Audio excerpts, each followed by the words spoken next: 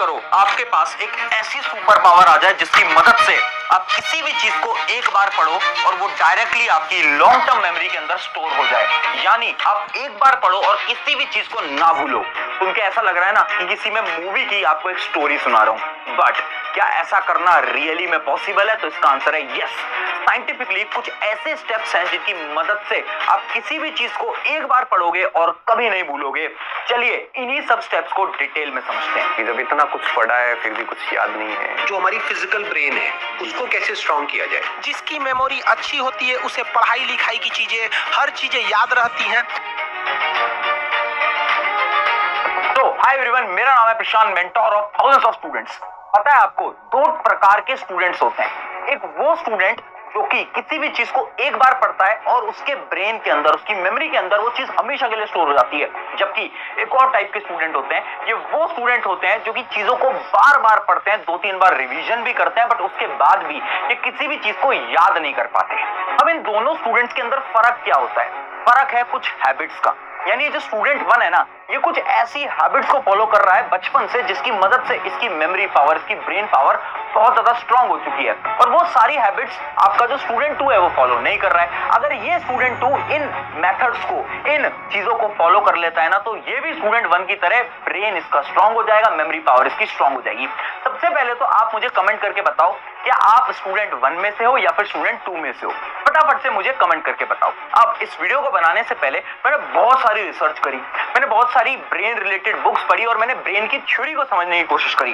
पर उससे मुझे ये पता चला कि आपका ब्रेन काम कैसे करता है। जब भी आप किसी चीज को पढ़ते हो ना, तो सबसे पहले वो चीज जाती है आपकी शॉर्ट टर्म मेमोरी के अंदर। ये मेमोरी ऐसी होती है जो कि अगले दिन ही खत्म हो जाती है। यानी आप किसी भी चीज को पढ़ोगे ना, तो उसका 80% या 90% आप अगले दिन भूल चुके होगे, सिर्फ 10% बचता है। क्यों? क्योंकि ये सारी इंफॉर्मेशन आपकी शॉर्ट टर्म मेमोरी के अंदर थी। अगर आप उसी चीज को 2-3 बार पढ़ते हो तो वो जो प्रोसेस है शॉर्ट टर्म मेमोरी का, वो डायरेक्टली जाता है लॉन्ग टर्म मेमोरी के अंदर। यानी आपकी सारी इंफॉर्मेशन अब लॉन्ग टर्म मेमोरी के अंदर स्टोर हो जाती है। और ये जो लॉन्ग टर्म मेमोरी है ना, ये थोड़ी अलग होती है, क्योंकि ये मेमोरी आप जब मन में चाहो तब आप इस मेमोरी को रिकॉल कर सकते हो, यानी याद कर सकते हो। अब ये जो प्रोसेस है ना, शॉर्ट टर्म मेमोरी से लॉन्ग टर्म मेमोरी के अंदर इंफॉर्मेशन को ले जाना, ये प्रोसेस बहुत ज्यादा कॉम्प्लिकेटेड होता है। बट साइंस ऐसे बोलती है कि 5 सिंपल स्टेप्स हैं, 5 सिंपल हैबिट्स हैं। अगर आप इन हैबिट्स को फॉलो करोगे ना, तो आपका जो प्रोसेस है ना, शॉर्ट टर्म मेमोरी से लॉन्ग टर्म मेमोरी के अंदर इंफॉर्मेशन को ले जाने का, वो बहुत सिंपल हो जाएगा। यानी आप कुछ भी पढ़ोगे और आप कभी नहीं भूलोगे। क्या है वो 5 स्टेप्स? एक एक करके बताता हूं, डिटेल में ध्यान से समझना। सबसे पहले हम बात करते हैं आपके स्टेप नंबर 1 की, जो की है द मेमोरी वॉक। ये क्या होता है? 2 स्टूडेंट की कहानी से समझाता हूं। दोनों ही स्टूडेंट एवरेज स्टूडेंट थे, दोनों ही पढ़ने में एक जैसे थे, दोनों की मेमोरी पावर भी एक जैसी थी। अब एग्जाम दोनों के पास आ गए थे।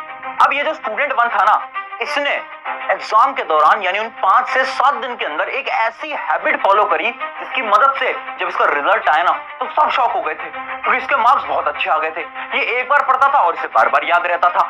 एग्जाम में जो भी पढ़ के जा रहा है सब लिख के आ रहा है। जबकि जो स्टूडेंट 2 था, इसने मेहनत तो बहुत करी, बट एग्जाम के अंदर जब ये जा रहा है तो इसे याद ही नहीं आ पा रहा है। तो ये जो स्टूडेंट 2 था, इस स्टूडेंट 1 के पास आया और उसने पूछा, यार तूने ऐसा 7 दिन के अंदर क्या कर दिया? हम दोनों तो बराबर थे, अब तेरी मेमोरी इतनी तेज कैसे हो गई? तो इस स्टूडेंट ने बताई एक टेक्निक जिसका नाम है द मेमोरी वॉक। यानी स्टूडेंट ने ये बोला कि मैं हर रोज पता क्या करता था, मैं सिर्फ अपने 10 मिनट निकालता था और उस 10 मिनट के अंदर अकेले घूमने जाता था। अकेले घूमने जाने इससे क्या फर्क पड़ता है? फर्क पड़ता है।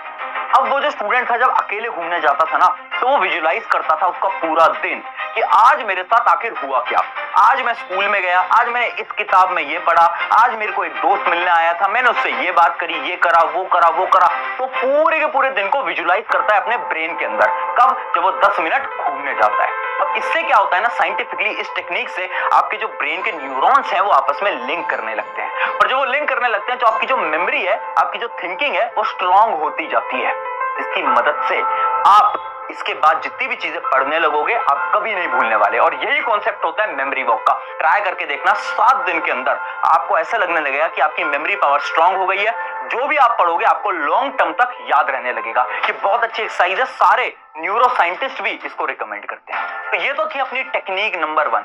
अब बढ़ते हैं हमारे स्टेप नंबर 2 की तरफ। स्टेप नंबर 2 है द थीटा वेव्स। अब ये थीटा वेव्स क्या होती हैं और इनसे हम कैसे अपनी ब्रेन पावर, अपनी मेमोरी पावर को स्ट्रॉन्ग कर सकते हैं? एक सिंपल सा कॉन्सेप्ट है, थोड़ा कॉम्प्लेक्स भी है, बट आपको मैं आसान भाषा में समझाने की कोशिश करता हूँ। देखो, थीटा वेव्स कुछ ऐसी वेव्स होती है ना जो कि आपकी ब्रेन से जनरेट होती हैं। ये वो वेव्स हैं जो कि आपका ब्रेन जनरेट करता है जब आप सोने जा रहे होते हो। आपने देखा जब आप सोने जाते हो तो आपके दिमाग से कुछ सिग्नल्स आते हैं, आपके दिमाग में बहुत सारे थॉट्स आने लगते हैं। वही जो सारी वेव्स हैं उन्हीं को हम बोलते हैं क्या, थीटा वेव्स।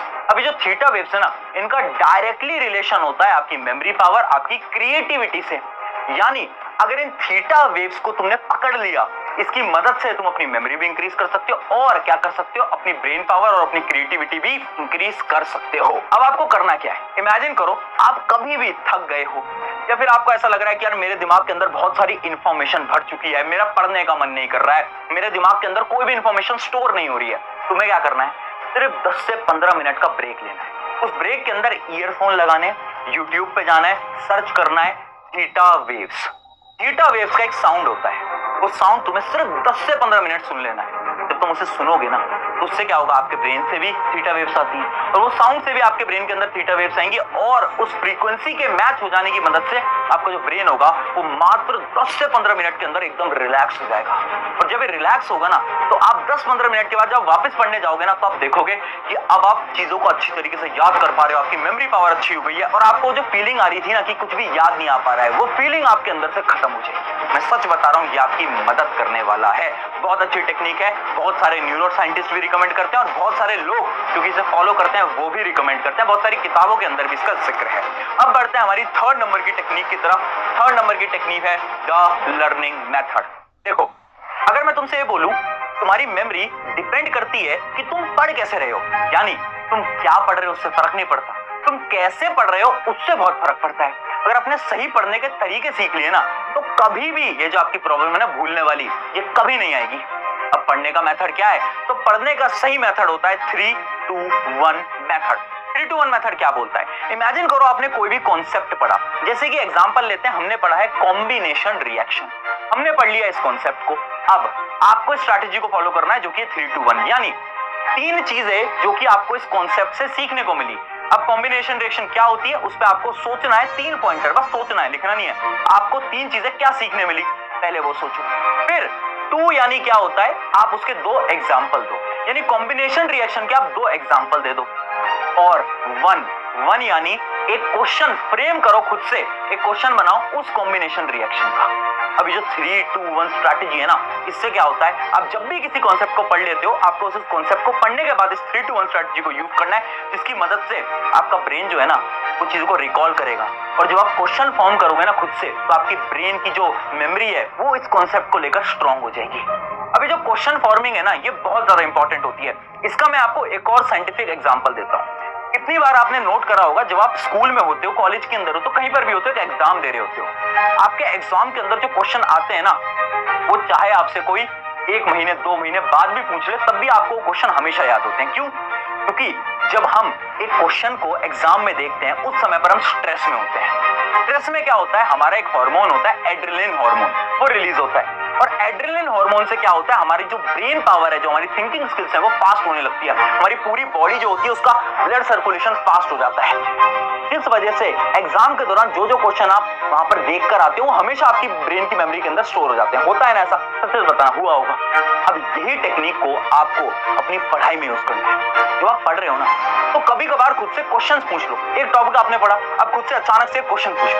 जब भी आप एक अचानक से क्वेश्चन पूछोगे तो आपकी बॉडी जो है वो स्ट्रेस लेवल में आ जाएगी और जैसे आपकी बॉडी स्ट्रेस में आएगी, पैनिक में आएगी, तो होगा क्या, एड्रेनलिन हार्मोन रिलीज होगा, जिसकी मदद से आप किसी भी चीज को उस समय पर पढ़ोगे वो आपकी मेमोरी के अंदर डायरेक्टली स्टोर हो जाएगा। तो जो एड्रेनलिन वाला सोल्यूशन है ना बहुत अच्छा होता है, आप भी फॉलो करके देखना। बस आपको लर्निंग स्किल्स के अंदर इसी स्ट्रेटेजी को फॉलो करना है। अब बढ़ते हैं हमारे 4th स्टेप की तरफ। 4th स्टेप का नाम है द ब्रेन फूड, यानी क्या कुछ ऐसे खाने हैं जिनको खाने की मदद से हम हमारे ब्रेन को शार्प बना सकते हैं, क्या मेमोरी को शार्प बना सकते हैं। अच्छा एक बात बताओ, तुमने बचपन से तो सुना होगा, तुम्हारे मम्मी पापा बोलते होंगे बादाम खाया करो एग्जाम में जाने से पहले, तो क्या सच में बादाम कुछ काम करता है? इसका आंसर है यस। आपका बादाम हो गया या फिर आपकी डार्क चॉकलेट्स हो गई, ये आपकी ब्रेन की मेमोरी को इंक्रीज करता है। अब शॉकिंगली आखिर ये काम कैसे करता है, तो इसके ऊपर बहुत सारी साइंटिफिक रिसर्च हुई और ये पता चला ये जो आपके नट्स होते हैं इनके अंदर होता है विटामिन ई। अभी जो विटामिन ई होता है ना, ये बहुत मदद करता है आपकी बॉडी की। उसके साथ साथ इसके अंदर कुछ एंटीऑक्सीडेंट एजेंट्स होते हैं जो कि आपके ब्लड सर्कुलेशन के फ्लो को इंक्रीज करते हैं, आपके न्यूरोट्रांसमीटर्स को एक्टिव करते हैं। मुझे पता है बहुत भारी बातें समझ नहीं आ रही होंगी, आसान भाषा में समझाता हूं कि आपका जो मेमोरी होती है ना आपके ब्रेन तक, वो न्यूरॉन की मदद से पहुंचती है और इनके बीच को जो लिंक करता है, इन इंफॉर्मेशन को जो लिंक करता है, उसको अपन बोलते हैं न्यूरोट्रांसमीटर। यानी इन चीजों को खाने से आपके जो न्यूरोट्रांसमीटर हैं वो जल्दी जल्दी काम करने लगते हैं। अब सोचो अगर वो जल्दी काम करेंगे तो ऑब्वियस सी बात है ना, आपकी जो ब्रेन की फंक्शनिंग, आपकी जो मेमोरी की फंक्शनिंग है वो भी तेज हो जाएगी। यानी आपको ब्रेन फूड्स खाने हैं जब भी आपके एग्जाम है, इससे सच में बहुत मदद मिलेगी। ये था अपना चौथा स्टेप। अब बढ़ते हैं आपके लास्ट और फाइनल स्टेप की तरफ, जो कि आपका brain speed is greater than speaking speed. ध्यान से समझना, एग्जाम के दौरान आप कैसे पढ़ाई कर रहे होते हो। हम क्या करते हैं, हम एक किताब उठाते हैं और उसमें हम बोल बोल के पढ़ते हैं। ये मेथड एकदम गलत है। एक आपको एग्जांपल समझाता हूं। अभी स्क्रीन के ऊपर एक चीज आएगी, इसको एक बार बोल बोल के पढ़ो फटाफट से, आपके पास टाइम है, और देखो कितने सेकंड के अंदर आप इसको बोल बोल के पढ़ते हो। सबने पढ़ा। अब क्या करो, वापस से वही इमेज आएगी आपकी स्क्रीन के ऊपर, और अब आपको क्या करना है, अब आपको बोल बोल के नहीं पढ़ना है, अब आपको अपने दिमाग के अंदर पढ़ना है। एक बार दिमाग के अंदर पढ़ने की ट्राई करो और देखना कितने सेकंड में आप पढ़ पाते हो। ट्राई करा, पता चल गया होगा कि जब हम बोल बोल के पढ़ रहे हैं तो हमें शायद 2 सेकंड, 3 सेकंड, 10 सेकंड तक लग रहे हैं, पर जो हम दिमाग के अंदर पढ़ रहे हैं मात्र 1 से 2 सेकंड के अंदर पूरा सेंटेंस तुम पढ़ दे रहे हो रहा है नहीं हो रहा है? बिल्कुल हो रहा है। यानी आपकी जो दिमाग की रफ्तार होती है, ये बोलने की रफ्तार से बहुत तेज होती है, और इसी का ही आपको काम लेना है एग्जाम के दौरान। एग्जाम के समय कभी भी बोल बोल के नहीं पढ़ना है, दिमाग के अंदर पढ़ो, ज्यादा चीजें पढ़ पाओगे और अपने सिलेबस को जल्दी खत्म कर पाओगे। इसके साथ साथ इसके अंदर मैं एक चीज और बताना चाहूंगा कि जब भी आप पढ़ रहे हो ना, तो अपने ज्यादा सेंसेस का इस्तेमाल करो। यानी जब भी हम पढ़ रहे हैं, दिमाग से तो हम रीड कर रहे हैं, बट अपने हाथ में एक नोटबुक और एक पेन तुम्हारा हमेशा होना चाहिए। जो भी आप पढ़ते जा रहे हो, जो भी आप अपने दिमाग के अंदर रीड कर रहे हो, उसको बगल वाली नोटबुक में रफ में कुछ ना कुछ लिखते रहो। मैं ये नहीं कह रहा सब कुछ लिखो जो कि तुम पढ़ रहे हो, मैं कह रहा हूं वो लिखो जो कि तुम्हें लग रहा है कि इंपॉर्टेंट है, या फिर कुछ भी तुम लिखते चलो। अब इससे क्या होगा, इतना कुछ हम क्यों लिखें, अब इस लिखने से क्या होगा, एक रिसर्च कंडक्ट करी गई थी जिससे ये पता चला, 2 स्टूडेंट्स के ग्रुप थे। एक स्टूडेंट को ग्रुप को ये बोला जाए कि आप बस बैठ के लेक्चर देखो, और दूसरे स्टूडेंट के ग्रुप को ये बोला कि आप बैठ के लेक्चर देखो और साथ साथ में आप हाथ में पेन लेके रखो और नोटबुक लेके रखो और आप कुछ भी लिखते जाओ। और पता ये चला कि वो जो लोग हैं ना ग्रुप 2 वाले, वो सारी चीजों को अच्छी तरीके से अपनी मेमोरी के अंदर स्टोर कर पा रहे हैं, जबकि जो ग्रुप 1 वाले स्टूडेंट है ये अच्छी तरीके से स्टोर नहीं कर पा रहे। यानी देखो, याद रखना, जब आप चीजों को साथ साथ में लिखते रहते हो, आपका हाथ मूव करता है, जिसकी मदद से आपकी ब्रेन के अंदर चीजें जल्दी स्टोर होती हैं, और जो आपकी रिटेंशन होता है, यानी कितने समय तक आप चीजों को याद कर पाते हो, वो भी इंक्रीज होता है। ये थे अपने 5 मेथड जिनकी मदद से आप भी किसी भी चीज को याद कर सकते हो, वो भी सिर्फ एक बार रीड करने से। ट्राई करके देखना और मुझे बताना इनमें से कौन सा मेथड आपका फेवरेट है। मैंने आपको 5 मेथड बता दिया। उसके साथ साथ इस वीडियो को अपने एक दोस्त के साथ जरूर शेयर करना, क्योंकि एग्जाम का टाइम है और इस वीडियो की मदद से शायद उसकी भी मदद हो सकती है। शुक्रिया एवरीवन, मेरा नाम है प्रशांत, मिलते हैं किसी नेक्स्ट वीडियो के अंदर।